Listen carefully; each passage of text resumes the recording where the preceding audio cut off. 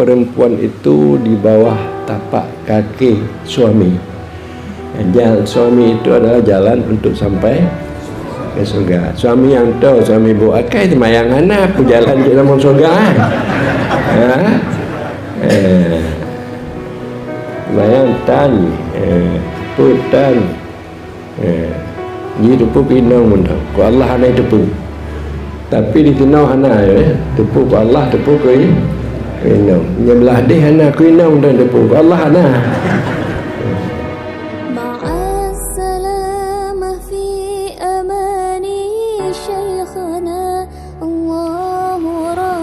Assalamualaikum warahmatullahi wabarakatuh.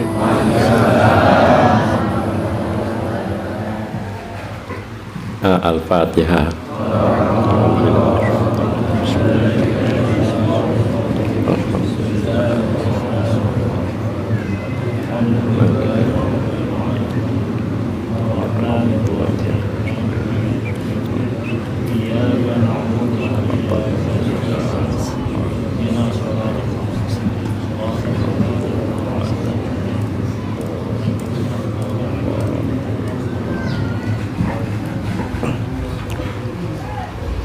Pada orang yang berbahagianya, Tanyo telah berada di Masjid Kota Paya bersama dengan Bapak Kepala Desa, Tuhape dan juga masyarakat yang di Kota Paya.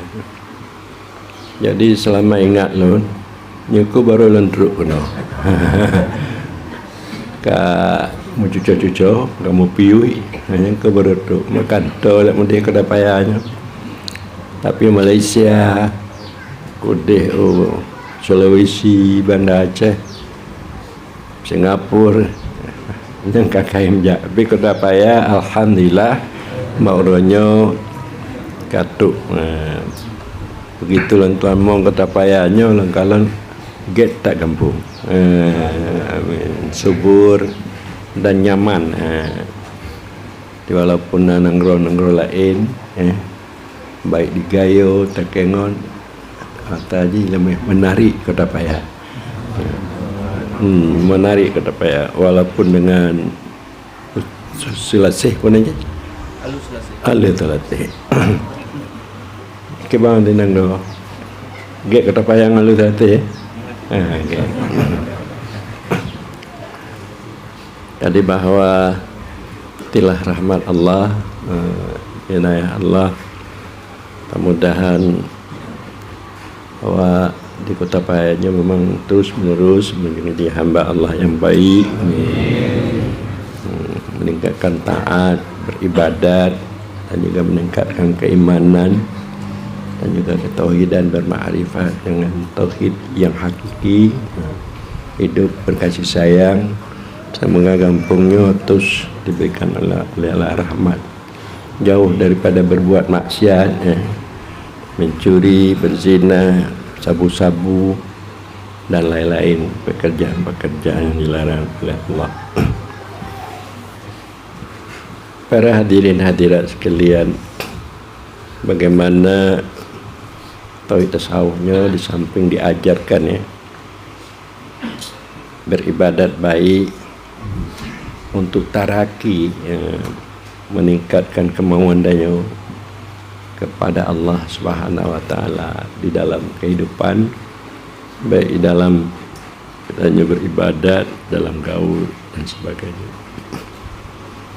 Supaya cahaya keberadaan Allahnya berada dalam batin danyo, maka danyo melakukan apa yang dilakukan dengan Allah, tidak dengan nafsu danyo. Maka Allah membantu penghidupan danyo, baik kehidupan dunia dan kehidupan agama. Jadi untuk taraki, makna tarakinya dikatakan tawajuh nyanci, untuk menghadapkan hati, untuk berkemauan,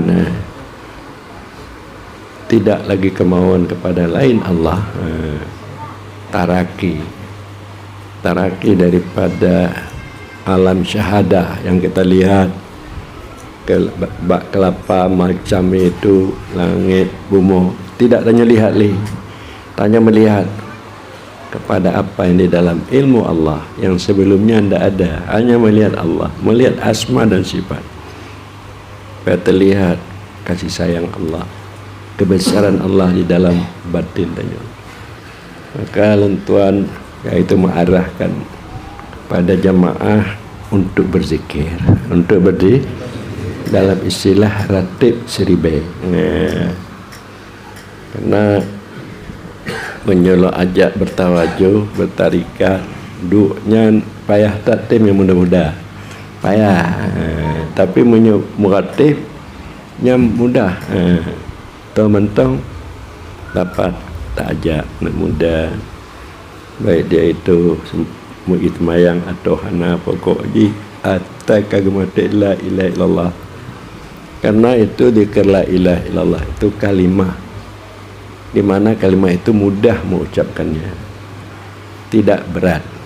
Kalimah itu adalah kalimah Islam, kalimah iman, kalimah untuk menghilangkan katar-katar hati dan juga kabar-kabar nafsu, keinginan yang banyak gaduh. Karena tanyo yakin yang terjadinya bandung dari Allah, dari senang susah dari Allah semua, rezeki dari Allah. Jadi sehingga Nabi mengatakan afdalu ma qultu ana wan nabi qabli wal nabiyyu qabli la ilaha illallah. Seabdal barang yang aku katakan dan Nabi sebelumku adalah kalimah la ilaha. Kalimah la ilaha illallahnya menyatakan betul cara kun bergoncang tiang aras. Tiang aras itu bergoncang. Jadi dekat malaikat kadu Allah, pakainya tiang aras bergoncangnya habis ruloh aras. Ruloh langit mau kalau aras. Jadi baki ya Allah bisa berguncang. Kekan ya Allah. Karena awak kuda payah dengan mengatib. Awak apa? Awak kota payah dengan mengatib. Aku tak payah mengatib, aku tak payah. Jadi pakai mana? Supaya baik berguncang. Lempu ampun dia cahaya. Dia kekan dia Allah lempu ampun dia cahaya. Baru hanalai mengguncang. Mengguncang aras dengan ratib-ratib tanya. Berarti mudah diampunkan oleh Allah dosa-dosa tanya bila mana katanya muratib. Para hadirin hadirat sekalian, di dalam kitab Hidayatus Salikin diterangkan cara berzikir. Itu diterangkan berzikirlah kamu sekalipun kamu dikatakan orang gila. Walaupun dikendanya orang gila berzikir. Berzikirlah sebanyak-banyaknya. Dan dikit pada awal katanya harus memelihara tajwid dan makhraj dikit. Tajwid to yang panjang, to yang panjang yang geken tajwid. Makhraj 4 makhraj duduk la, 4 makhraj ji, i, hamzah 4 makhraj. Tadi pakai makhraj. La ilaha illallah. Ha 4 makhraj ji. Pamaji bak urang taku tanya. Itu berzikir pada awal tanya menjaga makhraj dan tajwid. Jadi pada waktu tanya telah asyik, tanya tidak terlihat lagi kepada zikir, tanya melihat madzkur, guru yang tengah Allah. Tidak terlihat lagi ucapannya, melihat madzkur yaitu Allah. Asyik namanya. Bila mana tanya telah asyik, jid hana boleh tanya untuk tak ucapkan dengan jalan makhraj dan tajwid. Kerana tanya asyik. Lagi urung pamai. Perempuan jihoi ayah. Menyuka asyik, ya. Nabi kali ayah. Yang dikasih. Asyiknya dengan pengertian cahaya ayah yang kata bang lam roji. Jadi jangan tengok ayah, tengok kebagusan kebaikan ayah. Jadi bila mana don kasih boleh katanya tidak perlu makhraj dan tajwid. Kadang zikir ni. asyik. Jadi oleh karenanya maka asyiknya tahu yang dapur asyik mereka yang berzikir. Tanya orangnya kasih hana orang yang berzikir yang dapur asyik. Jadi lagi yang kelemahan menyodong kalau asyik tak cik menyokong asyik dia hana boleh pelihara makhraj dan tajwid. Lagi yang ngeken Imam Ghazali dalam kitab Hidayatus Salikin. Yang kedua, pertanyaan yang kedua dari ibu bahwa Punaji perempuan itu di bawah tapak kaki suami. Suami itu adalah jalan untuk sampai ke surga. Suami yang tahu suami bu akai semayang anak aku jalan ke dalam surga. Semayang tani, putan. Jadi tepu pinang mundang. Ku Allah hanai tepu. Tapi di tenau hana tepu ku Allah tepu ku pinang. Nyebelah deh hana ku pinang dan tepu ku Allah hana. Ada yang suami itu jalan untuk sampai ke surga jadi tepu ku Allah. Dan kemudian puisi ku pinang baca. Kewajiban suami itu mengajarkan istrinya bagaimana untuk beribadat baik, syarat rukun salat, akhlak baik. Nyohana, hanai pono dek lakau inong je. Agamanya hanai pono. Tajak cuma bertempat agama dilarang cuma dek lakau, lakau bu akai. Jadi kewajiban seorang suami dia harus dapat memberikan nafkah lahir, nafkah batin. Nafkah batin yang kau agama kau nafkah batin yang ngelakau. Mana awak gampang ke agam tepung juk nafkah lahir nafkah batin mana lah ya nafkah batin iaitu ilmu keagamaan. Kewajiban juga bagi suami untuk memberikan petunjuk ajar kepada istrinya nafkah batin. Jadi kepada ibu baki kulanya hana lelaka bu dah minta lelaka bu. Hanya je lempakat awaknya.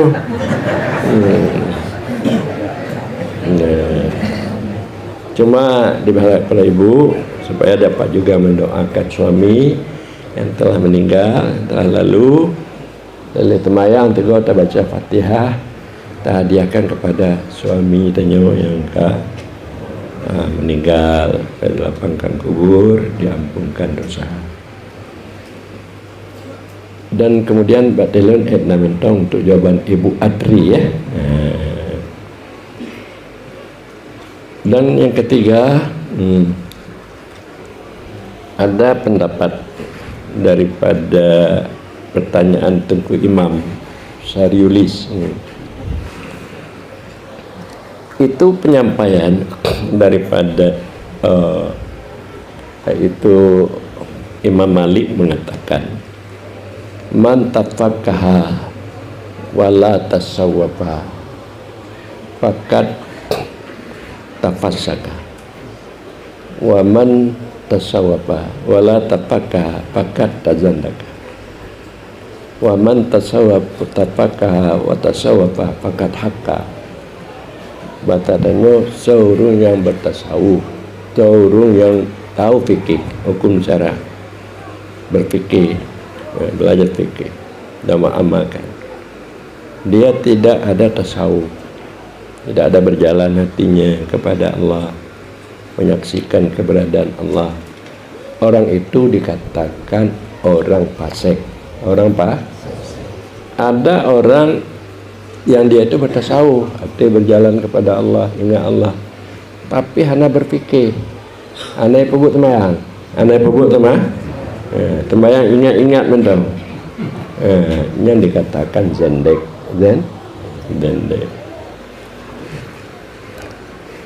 Itu di dalam segi pengamalan, jadi pengamalan tanyo supaya tanyo melakukan perintah dan menjauhkan larangan, kemudian hatinya selalu memandang Allah, itu dikatakan tahqiq.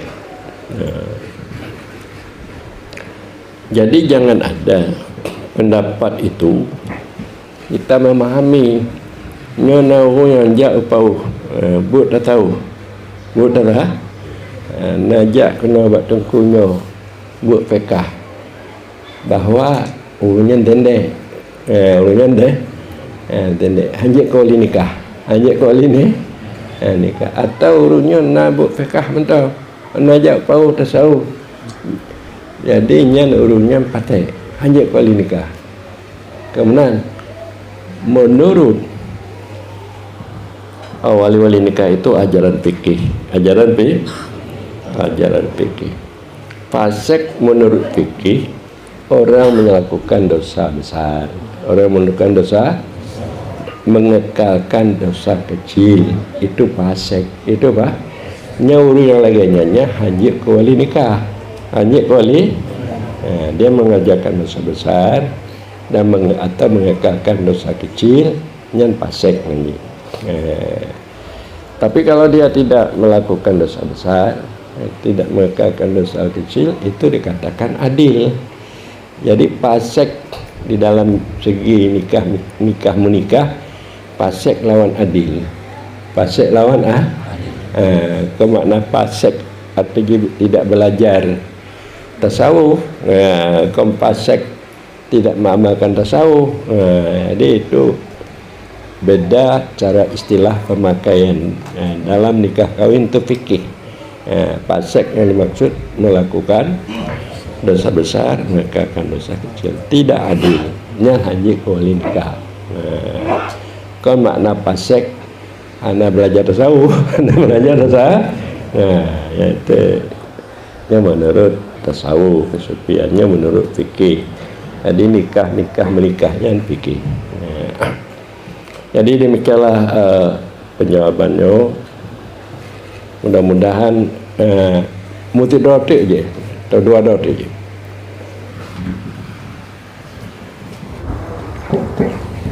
Pertanyaan yang menggigit, mana menggigitnya yang yang mendalam. Pertama dari Tengku Imam Ujung Tano, tupu ciptakan la ilaha illallah nabi isbat. Sedangkan tanya yakin bahwa Allahnya satu. Artinya anapu dan nabi-nabi isbat jo. Akhirnya pertanyaan dari Tengku Imam. Maka tanya harus memahami kalimah la ilaha illallah. La ilahanya maknanya tidak yang disembah dengan sebenarnya kecuali Allah. Tidak yang disembah dengan sebenarnya kecuali Allah. Yang tapu nabi yang disembah yang sebenarnya selain Allah. Yang tapu isbat yang disembah yang sebenarnya adalah Allah. Yang makna kalimah la ilaha illallah. Jadi yang nabi yang disembah yang sebenarnya selain Allah, yang isbat yang disembah yang sebenarnya adalah Allah. Jadi karena tanyanya selalu didatangi oleh waham, oleh hawa tentang naci yang disembah selain Allah ya. Jadi untuk bekna waham, tulak waham yang disembah itu selain Allah, yang katakan la ilaha illallah, la ilah yang disembah dan sebenarnya adalah Allah, tidak ada selain Allah.